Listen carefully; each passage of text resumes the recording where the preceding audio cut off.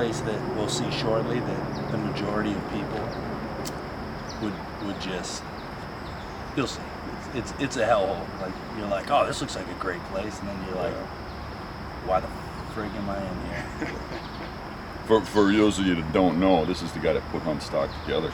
Well, yeah, me and my partner Pat both did it. Yeah. So, Pat and Pat. Pat and Pat. 2 Pats. But it was more Pat than Pat. Yeah, whichever way you look at it. But Pat had a lot to do with it. We both deserve a pat on the back. Right. So what do you got here? But yeah, here's a couple of, they may or may not have been, you know, in this area at one point or another. They may or may not be on my wall at this point. Oh, this is some cool stuff, man. Some gnarly stuff. Yeah, not bad for Western Michigan bucks, you know? Right. Yeah, here in California. Wow. I'd probably shoot this one. You might. Yeah. Wow. I know you don't particularly go specifically for sheds, but for me, that's a huge part of my scouting. It is for a lot of people. Yeah, for me, it's finding these things. Look at the meat on those. That's got some mass. I don't know, that probably won't show up on video, but that's some mass. Wow. Here, this is a previous year. That one might show up on video. That's that same side. It's the same buck? Yep. What, did he get a wound or something? I think he hit it early on. So it didn't grow like that the next year, or? Yeah. Well, that's it? Yeah, that was that year. Wow. But you can see that, you can see the same sort of characteristics, yeah. Look at the inside of the pockets. I mean, you did that moose shot yesterday. We do shots out of the antler.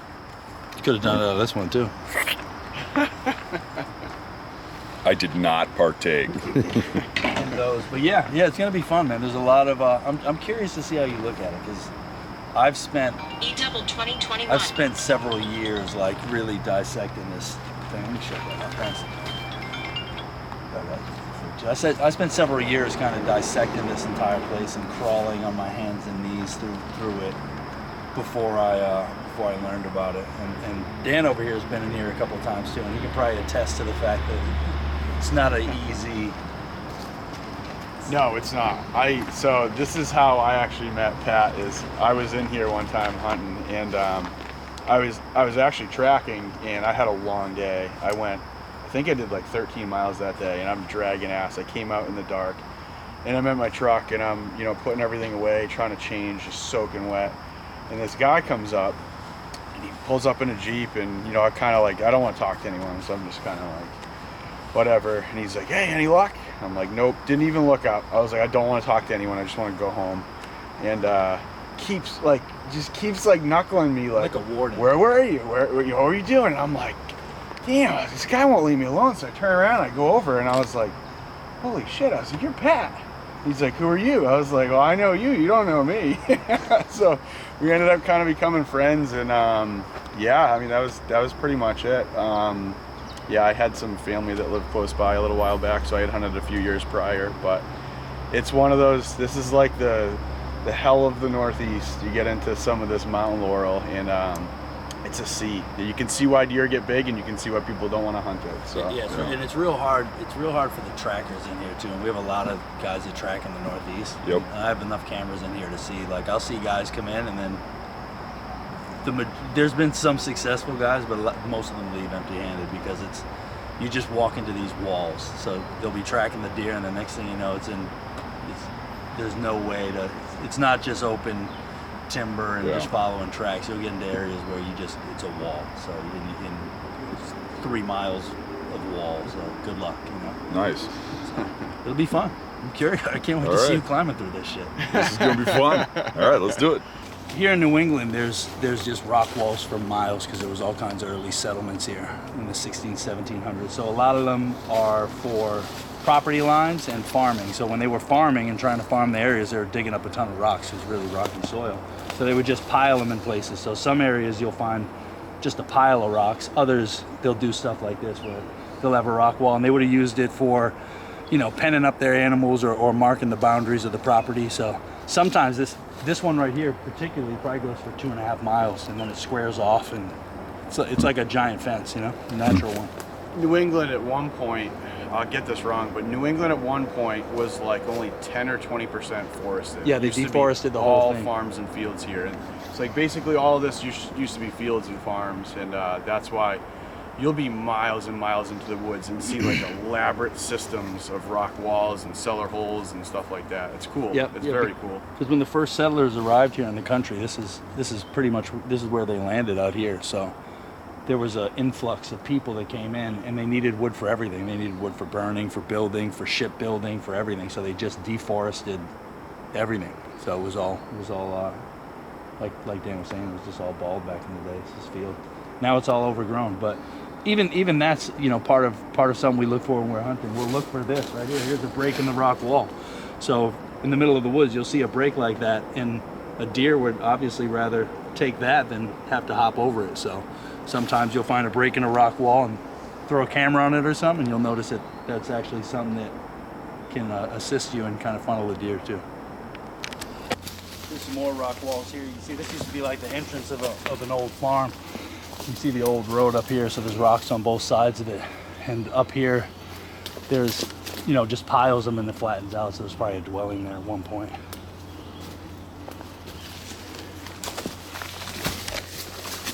I wouldn't know this cave existed. Yeah.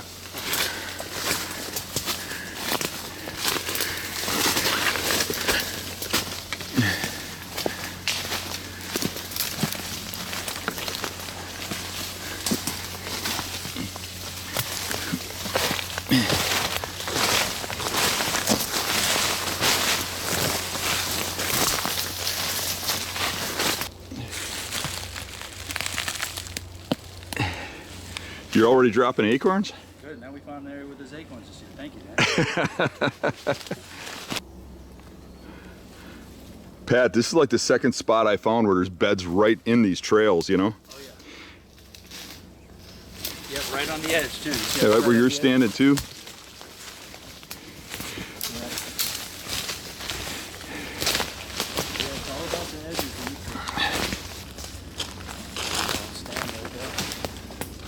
Through all that shit, hop up in there. Is that your spot? Yeah. I can see how this is just like a funnel for you with the laurel. Yep. And then as we got close to this, you've seen all kinds of bedding in there.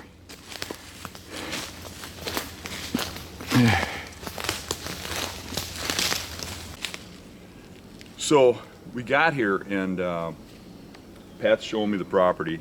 We're walking down a trail where everybody accesses it, and it's kind of like the mountain laurel, from what I'm seeing, is kind of making it easier to pattern people because it's forcing them to stay on trails. And then you could, you know, like back home, this would be wide open and people would scatter everywhere. Mm-hmm. And then it's kind of guesswork. But correct me if I'm wrong, that's going to funnel people, right? Yep, it's gonna force them all to the same area. So what I'm seeing right off the bat, as you're explaining your hunting, you're shooting off through that thick stuff, you know, and I don't know, you probably have to make an access or find an access. Yeah, you have to find. I've climbed and crawled through this. So right here, if you look, see this, all this washout? That's a little drainage. So if there was more water this year, that's kind of an old stream, and that access that we just came in on kind of parallels that old stream. So Okay. I'll look for stuff like that. You know, anywhere where that laurel's a little more patchy, and you might have to break a couple branches to climb through, but then you can weave through it. But yeah, definitely it'll funnel people. But So we bust through, we hit this opening, and it's kind of amazing. You don't even think there's going to be an opening, but this is kind of surrounded, and I can see how this would just funnel deer activity, because that is a wall, that laurel. yeah, they're not going to choose to go through there. Right. So what's interesting to me about the laurel, now I don't have a lot of experience with it. I ran into it in Pennsylvania, but like our laurel is like greenbrier, and you'd be cut to pieces. At least you're not getting cut in this stuff. No, you're just getting twisted up, making a lot of noise. But you have a hard time walking. It's like it doesn't look like much, but when you get in it, it's like viney. Oh yeah, it'll grab your ankles. If we weren't on that little kind of trimmed pathway, if you just went into it, it's hell. You're twisted. You're falling over. So this is one of your stands. This is an old stand I haven't used in probably, I don't know, 5 or 6 years. I just have too many other spots, but this is a beautiful area. I've had cameras in here and had some awesome. I see there's some big rubs around. Yeah, we'll move forward. You're gonna see a ton. Yeah. What made this spot special? When I was I usually scout in the winter, so I'll let, because the snow doesn't lie, right? So Yeah. I'll wait for snow to fall after the season, and hey, let it be down for a couple weeks or a couple days or whatever, and then I'll start just floating around, and doing that, you'll start seeing where the deer are moving, and then a lot of the deer were moving in here, but if I would have took that path that you were talking about that funnels the people and came in, you'd disturb all that. So I had to figure out another way to kind of backdoor it. This is a backdoor way to get into here without disturbing any of this, and the swamp is beyond here. So one thing that I'm curious about, now in the spring, where we differ is I don't worry about sheds because I got a short window to find bedding, figure out things, set up more spots. And you're picking up all these sheds. How are you balancing that shed antler with scouting? Well, I think that you probably have a 50% chance of deer or bucks in this area where I'm at dropping their sheds pretty close to their bedding, because of they're going to get up, snow, shake off, and they might drop. And they don't have to move far from their bedding for food here because they can bed right in the food. Okay. So those areas are pretty much the same. So that's part of my tactic. So the big difference with me is they're doing the same thing, but their winter bedding is different than their fall bedding. Yeah, I don't know. I think they move. I found that sometimes that's the case here, but I think things are a little more concentrated because of this stuff. They don't have to do that. They don't have to switch up too much. There's food everywhere here. So they don't have to. Your bedding areas are pretty consistent all year? Yeah. So one of the big ones, there were some sheds that we looked at earlier. One of the big ones that I got, I found his sheds and had all kinds of pictures and videos of him in velvet in the same like 50 to 300 yard radius. And we do by me see that the older bucks kind of lock down in one area. Lock down into an area. And you'll see as we move through here, when you get into some of these pockets that are kind of cut off from the world per se because of the Laurel, they have no reason to leave. There's no pressure. So it's just they'll hunker down in that area. That'll become their home, and they won't have to move much. So yeah, the sheds for me is just a consolation prize for me scouting. You know, so I just enjoy it. And then it also lets me know who survived the season, because there's a lot. This is public land. There's a lot of guys that come in here from all over. So it's nice to know, all right, this guy made it, you know, and this guy's going to be a beast next year. So your shed hunting, you particularly want to find that shed, and then you hunt that buck down. Yeah, and then I'll try for years. I can't say I haven't done that. I've done that on several occasions where you find a shed and I hunt that deer down. Yeah. So I've done the same, but not with as much luck as you out here. Yeah. Different terrains though. Yeah, it's different for sure. I know we were out there, and it was different for sure. But I still learned stuff from going through there. So Yeah, I know. awesome. I tried to drown you or lose you or something. This guy's fast. Yeah, I'm on you. It was like running hide on Pat. And he caught up. Yeah. So he's like, "No, you're going to hunt stock." Yeah. Well, hopefully I don't play run and hide on you, so you miss your plane. You'll probably lose me because I'm having a hard time keeping up with you. Yeah, I'll slow down. But we're in some good stuff now. I just wanted to make sure we got in here. But there's a nice rub here, and as we move along here, there's a great rub line. We're going to see some great ones. They cruise along this edge.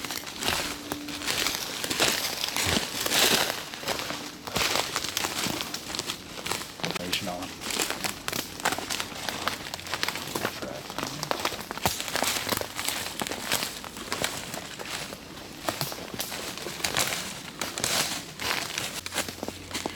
So as we're walking through this like funnel here, this open funnel, I see like little like spots like this where you got a point of open terrain.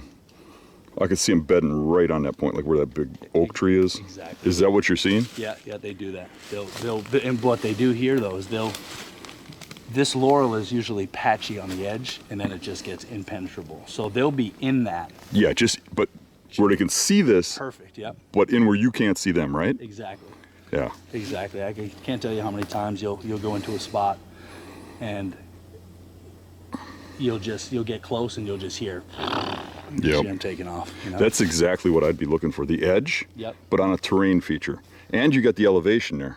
I could see that happening a lot. Oh yeah. You think they would, so you have a pocket of open here, which creates a point in its own way.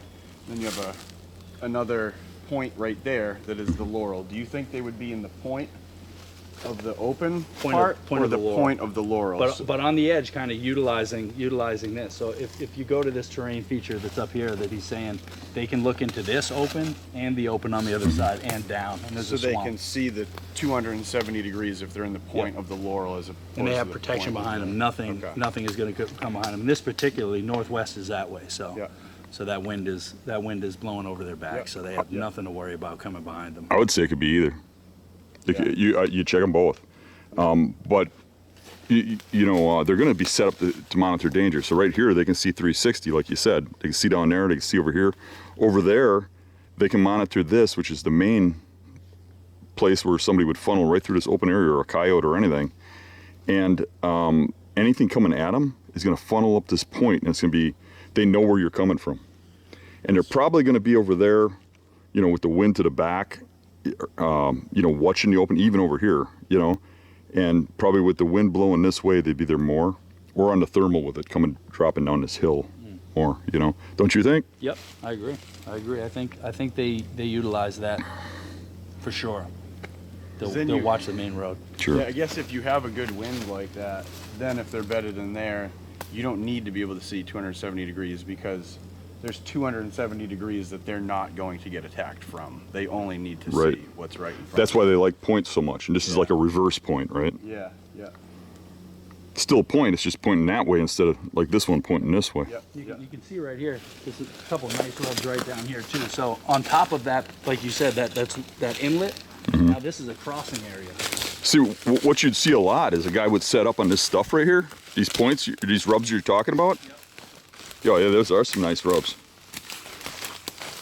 So a guy would set up here because of the rubs or whatever and think, well, there's a funnel here, right? And that buck's watching you. He's set up right up here, you know? Yeah, they move right through here. As you can see how it's starting to get patchy again with the Laurel over here.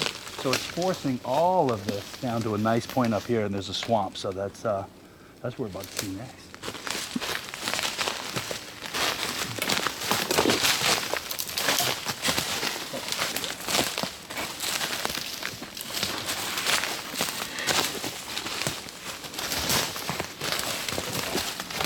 And what does this tell you with it? With a rub on this side and then a rub on this side as well? Just been rubbed multiple times.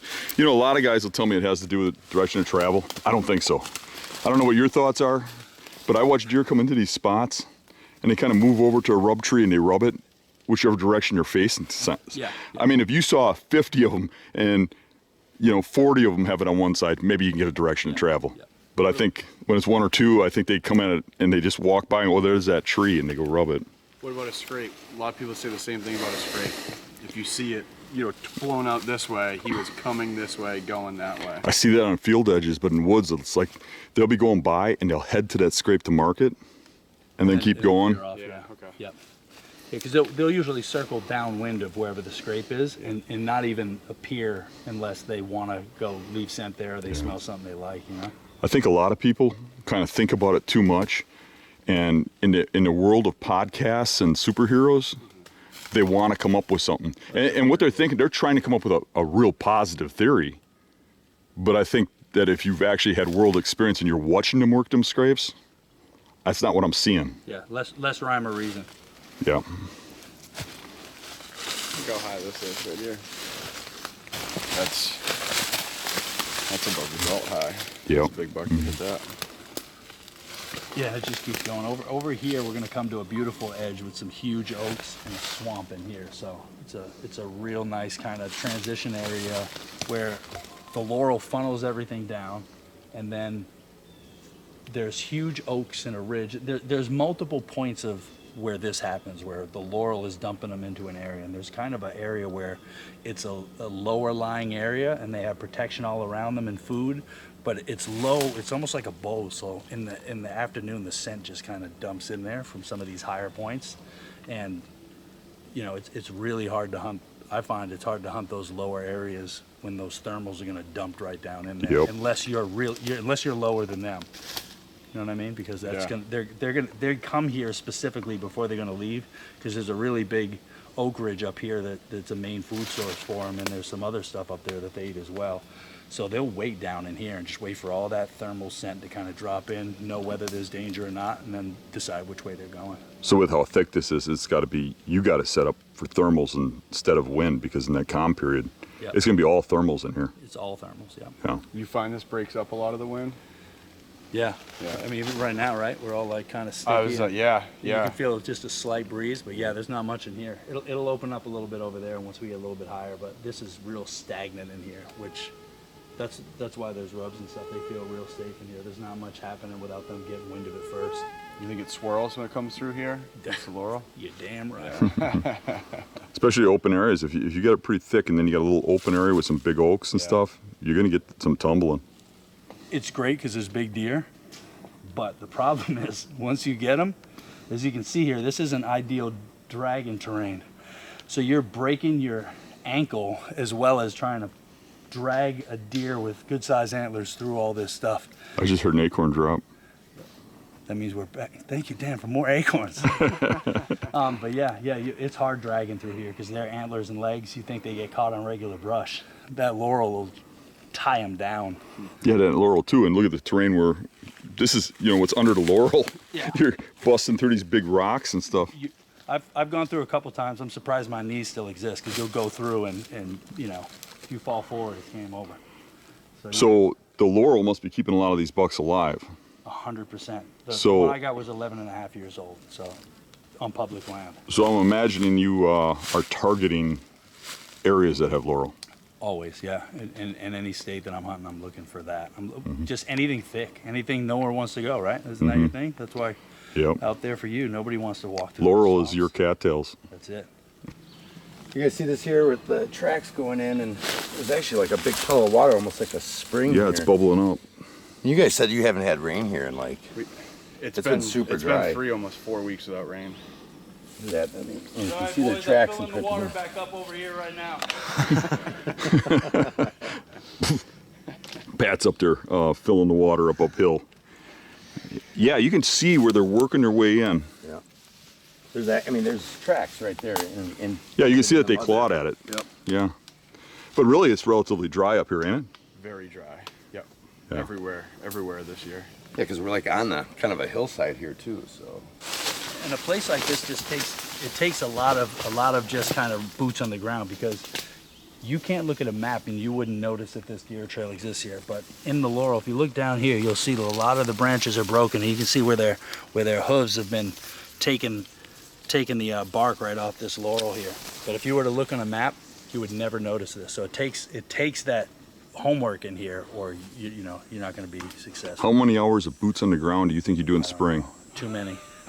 My family would say too many. Probably as much as you hunt, right? More, I would say More? more. Yeah. Yeah, I would say I'd spend more time doing the legwork and less time hunting, because hopefully that's the case, right? You know, Yeah. you want to do all the work, get there and get it done. And your average guy wants to spend an afternoon out in the spring scouting and then think he's going to have a great fall. Good luck. Yeah, good luck. I like those kinds of people. One of Dan's favorites, but this looks like some young deer stuff. We'll get into the big buck territory soon.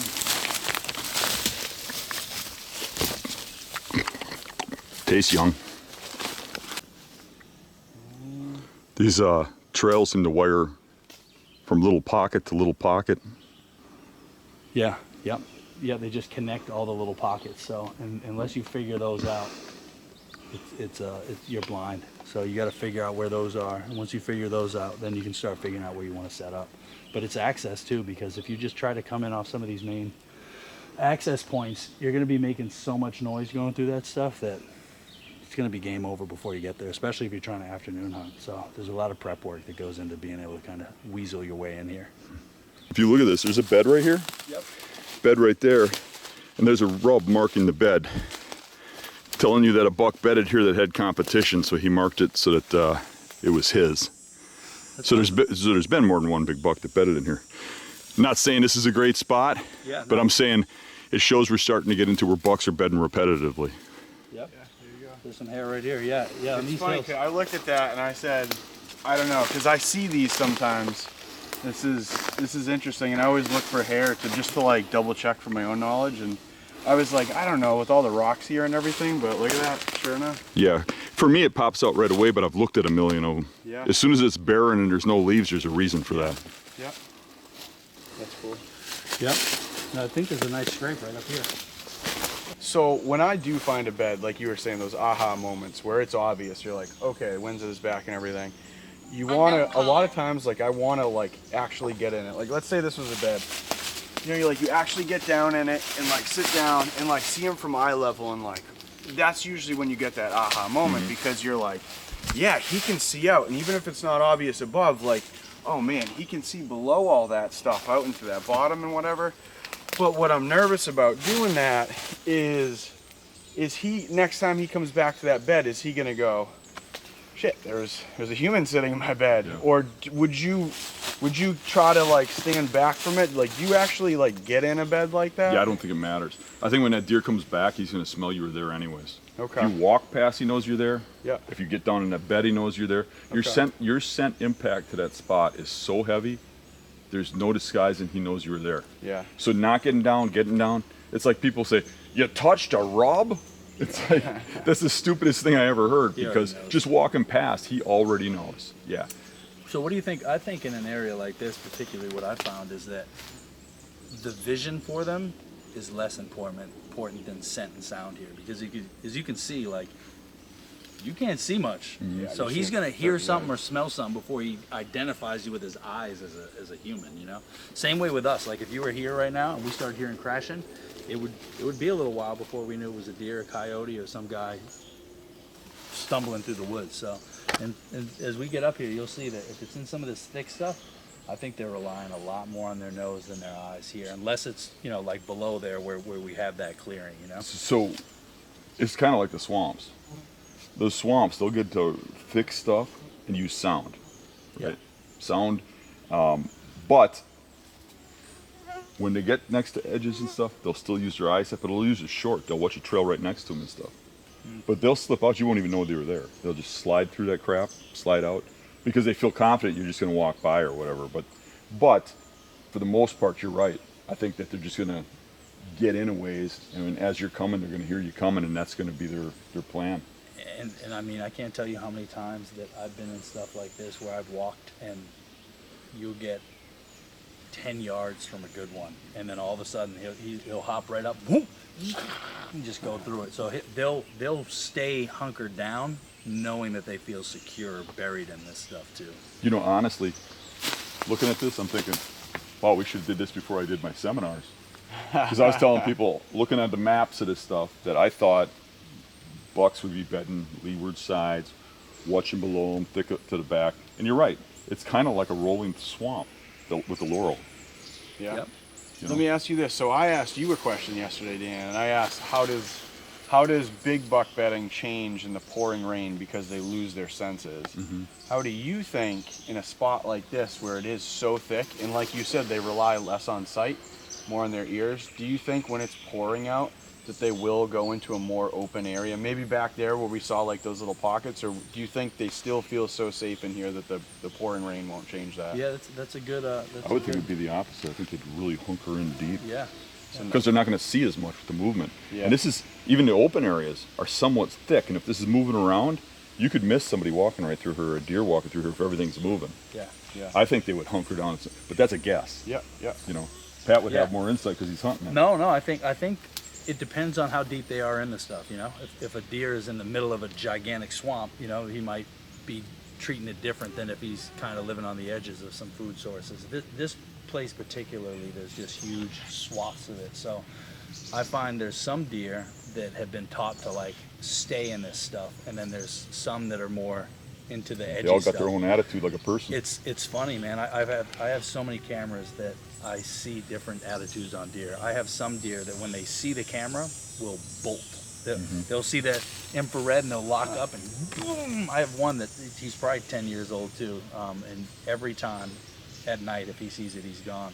But he lives in the thick stuff. I've never seen him in kind of any of the open cameras, so just a worry wart, you know. What do they do in gun season? Hunker down deep? Oh yeah, they'll stay right in this stuff, and then they'll just bring in a loop, you know. So you might be following them, you hear them, you think you're on them, and then guys try to do drives and stuff like this, and it's really funny to me because they think that they can put a couple guys here and then just go have a couple guys wait on the edge of it, and they'll try to push through it like a swamp, and the deer will just literally like wait for you to go by and go around you and be behind you and this stuff. So it works great. It's great for age class. It's funny you say that. 2 times ago when I was hunting in here, I tracked one, and I came through and I was like, shit, there's someone else in here. And he brought me right back, and we crossed our tracks from earlier. Yeah, it did that exact thing you're talking about. They do that. They'll just keep circling you in. Yeah. And it's tough because as you can see, like you might see one real quick for a bound, but good luck getting a shot after that. You know, it's not like you have a bunch of shooting lanes. Like right here, if you're walking up in here with a gun, following some tracks, and then all of a sudden you see one jump over there. I mean, where's your chance to shoot? You're just gonna hear. Right, you're just deflecting bullets. Yeah. When I'm shed hunting and I'm working my way through the woods, I'm looking out, but I'm also kind of keeping my vision up, and I'm looking for these thick tops of these giant old oak trees, because oak trees like that are so vast and big, and we're in a big cluster right now, are going to dump a ton of acorns, and a ton of acorns means a ton of time there for a buck that's hungry in the wintertime, especially on these kind of southeastern facing slopes like this. So as I'm walking, I'm literally just out looking for the tops of these big oaks, and then I just kind of wander towards them. Look at that, looks like a nice rub down there too. Yeah. So this is a hell of a feeding area up here.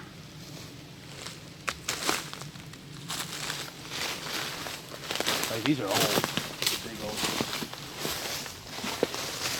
So yeah. How do you utilize cameras, and what do they mean to you? I use them a lot. I'm not putting them out for hunting specifically. Like, I'm putting this camera here. I'll probably never set a tree stand up here ever. I'm more looking for who's in the area still, who's alive, what time they're coming out of these certain areas and whatnot, and then that's what I use them for. And just pictures. I love just seeing who's alive and around. And also, it's going to let me know early. Okay, this guy's using this area a lot. So come wintertime, since I like the sheds, I might not be hunting a specific deer, but I wanted sheds for part of the story, because for me, I like to build the story. I'll get 4 or 5 years of a buck sheds, and then all of a sudden he's reached that high age bracket and he's starting to do some crazy shit, and then if I get him, I have a whole little history with it too. So the sheds and the cameras kind of put you in the woods, like there's a buck here I want to kill, and then your scouting kills him. Exactly.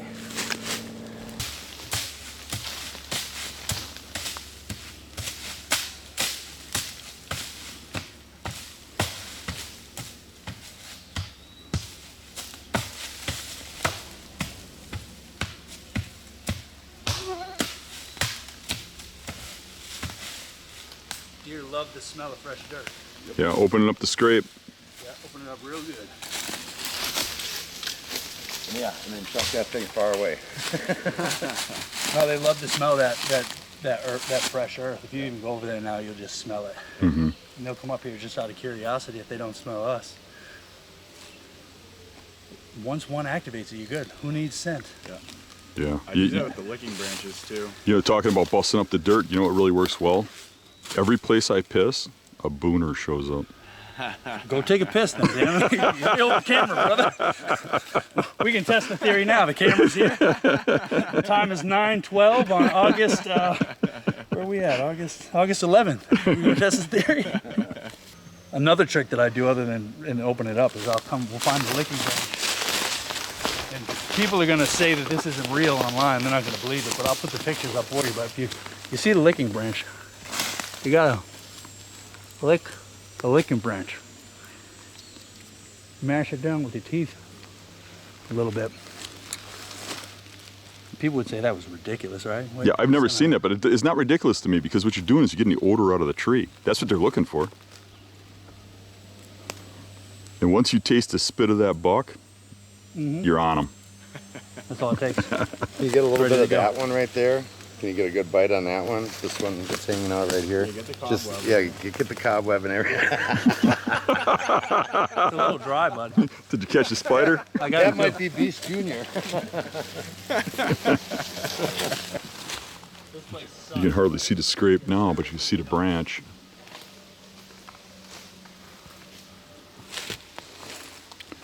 What's so special about this scrape? It's in the middle of an open woods. I think it's the terrain a little bit, and below here there's a lot of funnels, like the one we just came out of to get here. There's probably about 5 or 6 of those through that Laurel in all directions, and there's a big food source up there. So for some reason, they seem to just move right by here. I'm not sure exactly why, but in the wintertime, this is a spot that I found where there was just, it's like cow paths, and they all would hit right there. Walk by it, hit the scrape, and I've had cameras here for probably 5 or 6 years, and man, I get a hell of a lot of good bucks on these cameras. This is an interesting spot. You wouldn't think there would be a scrape here. Yeah, it's I don't know how to describe it, bro, but they all they end up coming by here. Yeah. Something about it. Yeah, something about no signal here either. I hardly ever get a cell cam to work here, but I'm going for it, and even if it doesn't, there's a card in there. Come on. That's how far out we are, folks. Ding, ding, ding. No cell service. No cell service. Oh, little cell service. We love it. There you go. We love it. Now we're on. All right.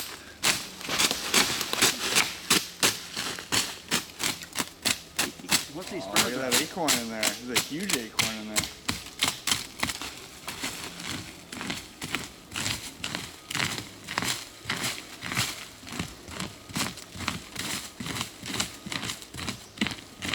It's really cold out here, isn't it, guys? You gotta fluff that. Stage fright. There we go. He was in the pool. The Laurel, what makes a difference is you come into an area like this where we broke through a little while ago, and it's wide open, and there's giant oaks everywhere, but that's the food. You know, they won't come in here in the daytime unless it's the rut running through. Nighttime, this is a food source, so it's almost like a food plot or a field. But all that cover that we've been creeping through and that surrounds this, that's the bedding. So it's just kind of a different concept than traditional places. You know, that Laurel just adds an additional layer of security for them. They have food in there; they don't have to leave. But this is like giant oaks, wide open, nighttime. It's like a field. You know? So they're coming in here browsing the maple, browsing the acorns, browsing in the ferns, and Yep, not in the daytime though. Still Yeah, a when I get into an travel. area and I see an old historic rub like this, there's several more up there. You might go through it in the season and say, oh, they're not using that anymore, it's inactive. But I've had cameras on these and they're still traveling through it. They're just choosing not to hit this specific tree. If we move a little bit further up here, we're gonna start seeing some fresher ones from last year. So history is important. Terrain history doesn't change repeats year to itself. This lower, we just funneled down into a point, and then now we're into some what I call patchy laurel. So it's a little combination of laurel food, and it's not the wall. See, this is a wall over here. We try to go that way, game over. But right out here, this is only waist high stuff. So And this is in the middle of a wall. in the middle of a wall, yep. So this is just So you'd have a hard time seeing this on an area. You almost have to walk just to find it. Do the homework to find these spots. That's what makes it good. So this is the kind of stuff you're killing them in, right? Yep. So the Stuff like cameras out in them open areas are locating them at night. You're And- finding there's deer here, and then you're killing them in these areas. And think about what we just did with those 2 cameras. We put one up there and one here. We're coming out of one of those little funnels leading up to Yeah. that food, and we came out of another one over there. So those are just letting me know when they're coming up out of here.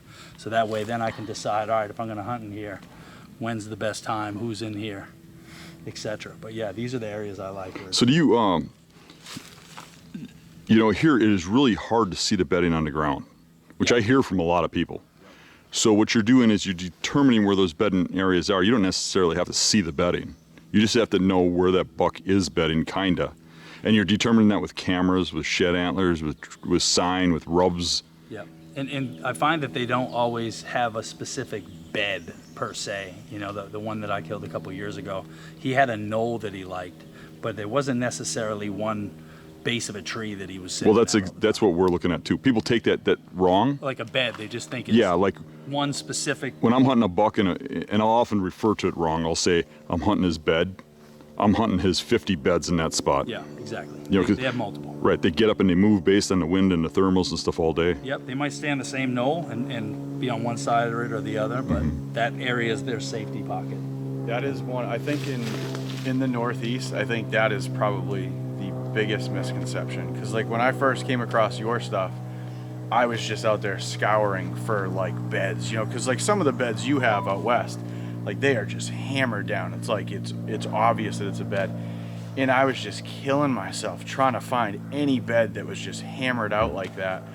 And over time I've realized, just like what he said, they just have bedding areas and a bunch of beds in there, and they'll change it on wind. Sometimes just because they want to sit in a different one, it seems. But a lot of people will go out and look for a specific bed, and I don't think it works that way as much out here. Yeah, the deer are the same everywhere. It's just a matter of that the terrain changes and how you can see the bedding changes.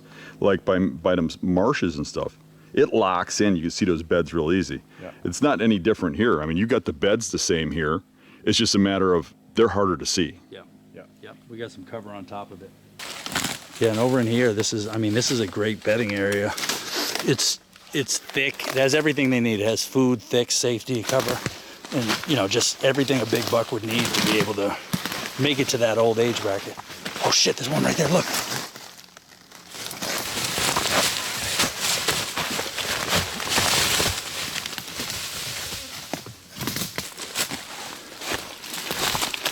Bed right here, you see it's all flattened out. And we're just in that patchy laurel, you know?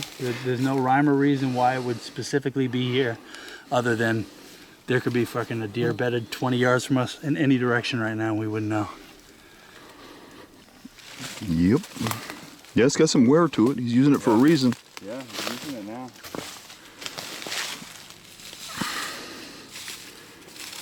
Yeah, I'll shoot up leaves underneath. Yeah, there's some hair right there. This is a really good funnel, like surrounded by that laurel. And it comes to this point. I thought maybe this is a hiking trail. This is not a hiking trail, right? Nope, this is a All deer. buck hiking trail. A really nice scrape right here. He's gonna put a camera on it. It's got a rub right here. Ooh. Stand next to it. How high is that? Knee high? Center? No, that's about waist high. Waist high for We go by sure. the center of the rub, like right here. Yeah. It's probably a 3-year-old, but that'd be a 4-year-old this year.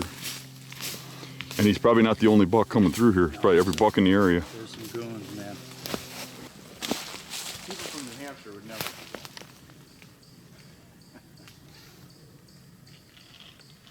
This looks like a good hunting spot, the way this funnels in here Yeah. and such. And it's way back, so you'd have to mess around getting back here, I'm sure, some Yeah. way or another. Yeah.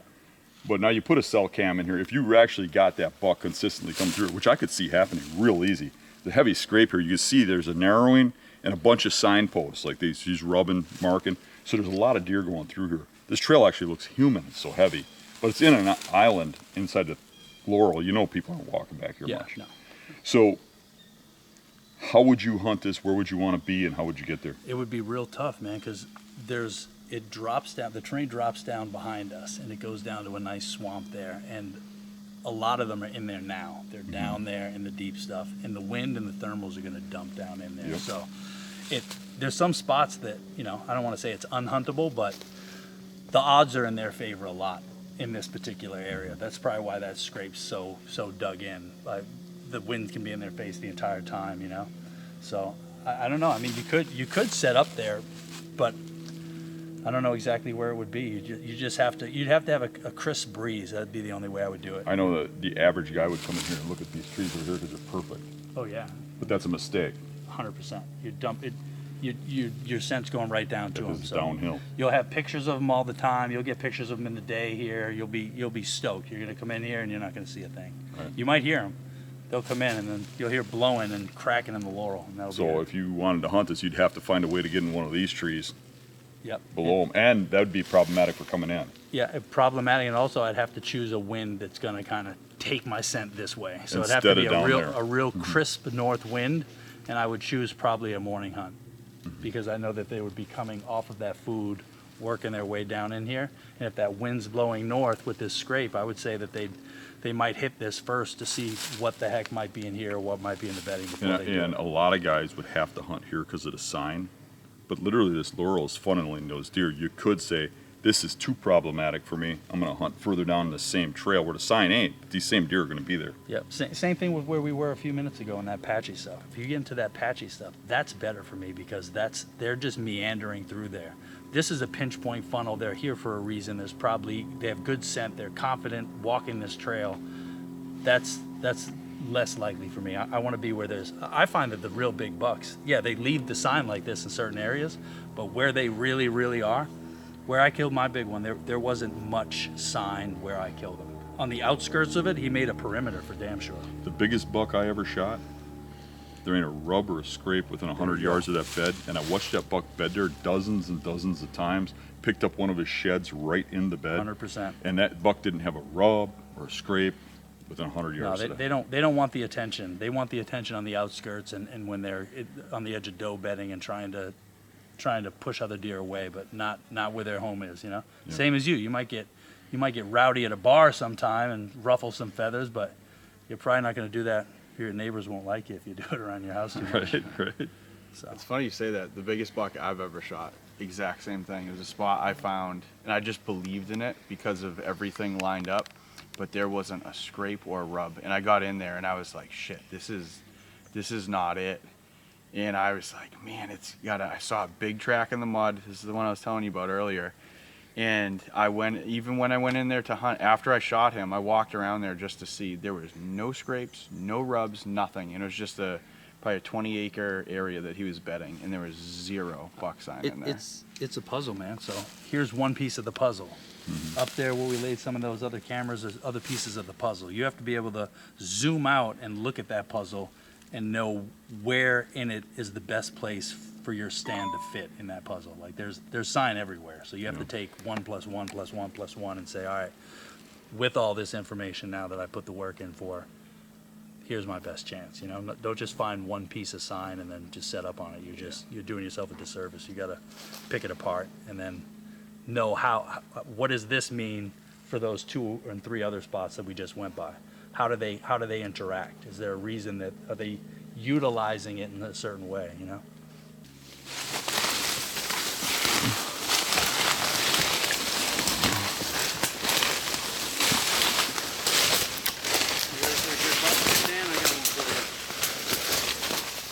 So we just got off that edge of the open.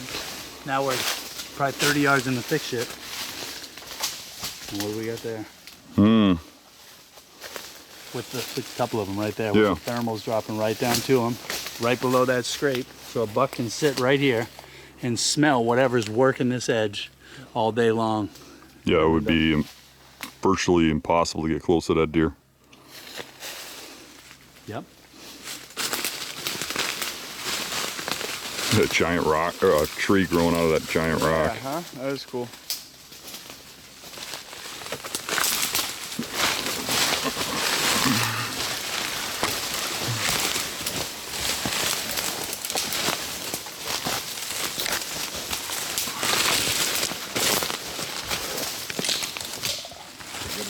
Think of this right here. But that one's got some wear to it. Yeah, But that's like, been used a lot. shitting and everything. But like I said, we're almost directly in line with that scrape in that camera. Yeah, Thermals well, I can dumping see why down. you wouldn't want to sit there. They're probably in there in the morning before they come in here or something, and you just ruin the area. You get one crack or something. Yeah. Yeah. And then now, try to come in from the other way. This is, you know, 1.5 miles of this hell. You're not coming in here without making noise. So what Pat does is you say, this looks like it's a good spot. And he pulls you for 3.5 miles through briars and mountain laurel to show you why you don't want to hunt that spot. 100%. 100%. I'm just making sure Dan knows that it's tough in here. Yeah, he had no idea.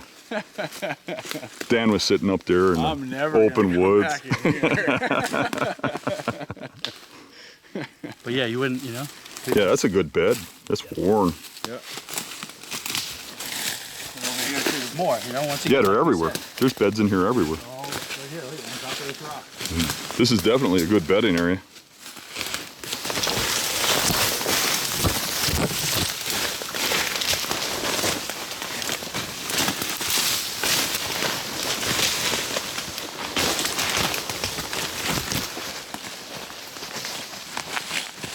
Not every day you get to have Dan Infall walking with you setting up cameras. But yeah, this is a nice crossing here too, Dan. That when we just poked out of there, you could see that it kind of opened up a little bit more, and we had a little bit more of a trail in that patchy stuff. So in New England, the two main spots you'll find the community scrape is under hemlocks and under beech trees. And I was looking, like we saw earlier, like if you're going through an area and there's not many hemlocks and you see like one random hemlock out there, it's almost like a beacon for them. A lot of times you'll find a scrape and it'll be a good scrape underneath them. I think it's because of the wood. Chad's taught me a little bit about that, but I think when they're rubbing their, you know, just for the licking branches, because they have really strong branches, it's tough to break them and their scent soaks in because it's pretty soft wood.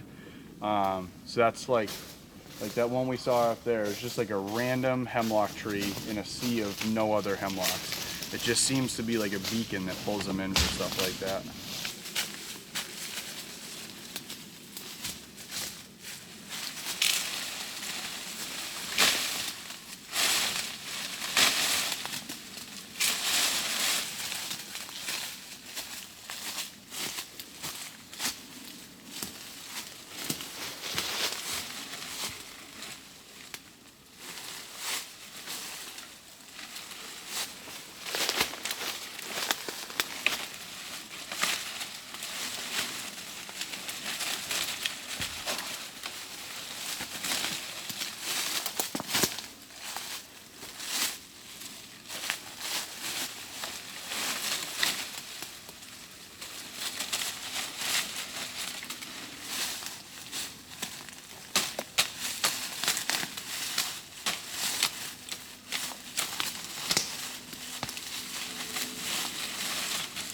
Getting a lot of scent on this.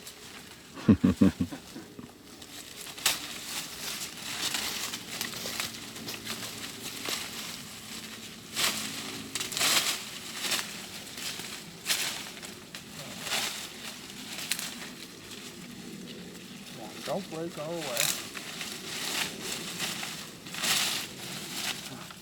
There you go, it's better anyway.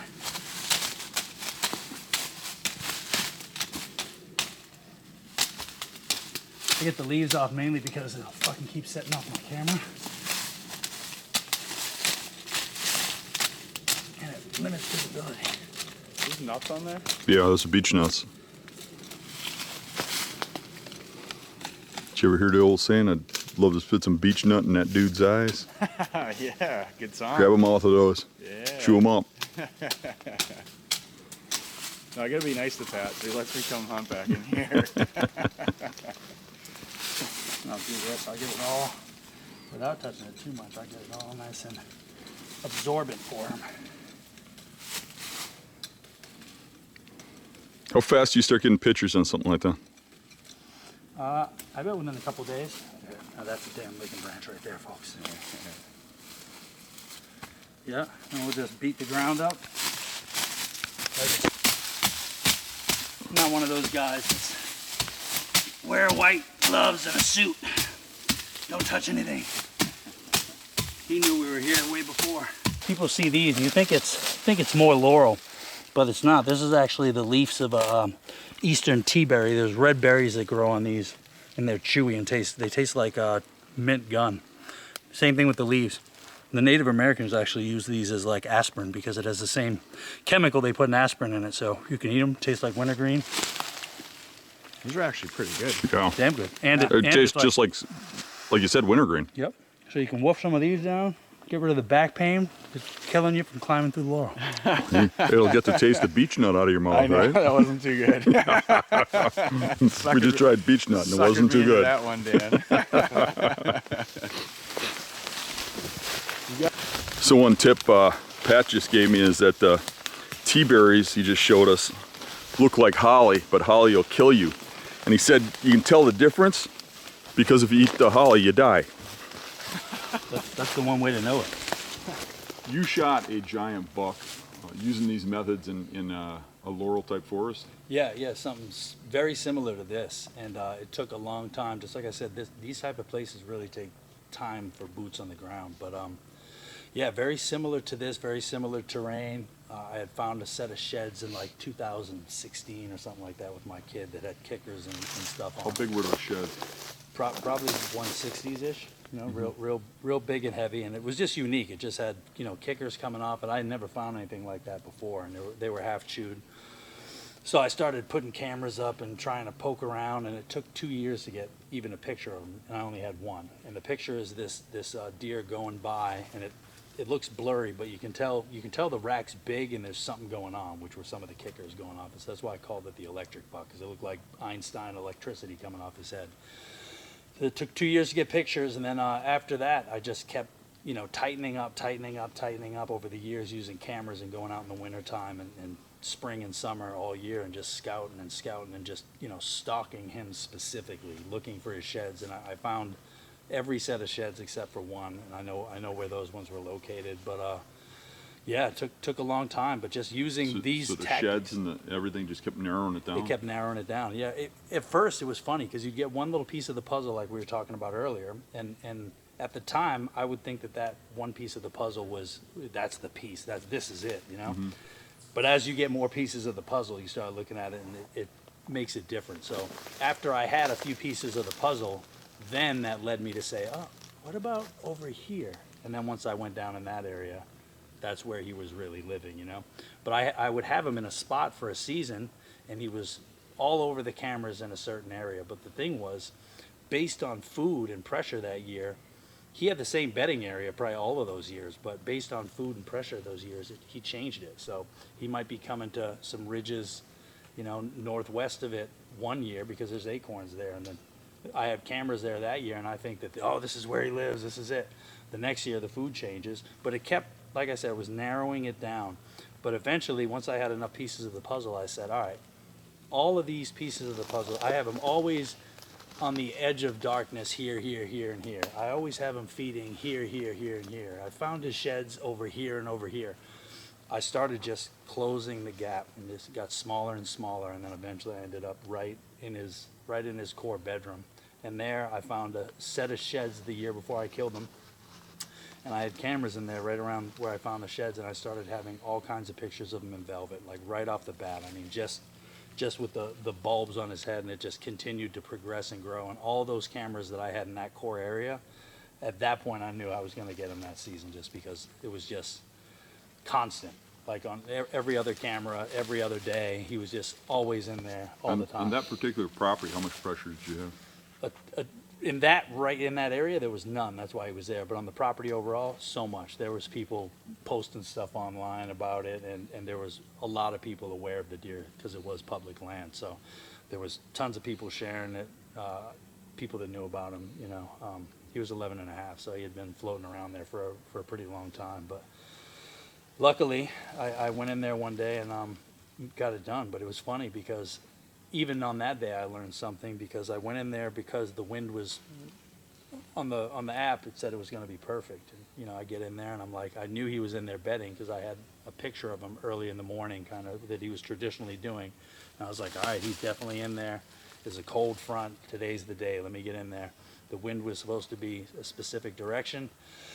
I get in there and I'm hunting, and in the morning there's all kinds of rut activity happening. It's great, but he doesn't show up. I have to leave and go get my daughters from school. So I've run out of the woods like this, like we are now, soaked. I run back in later. The wind is supposed to be crisp still and good, so I'm like, I'm good. It doesn't matter. He's bedded up here. The wind's going this way. I'm going to be fine. About an hour before dark, the wind calms down and switches.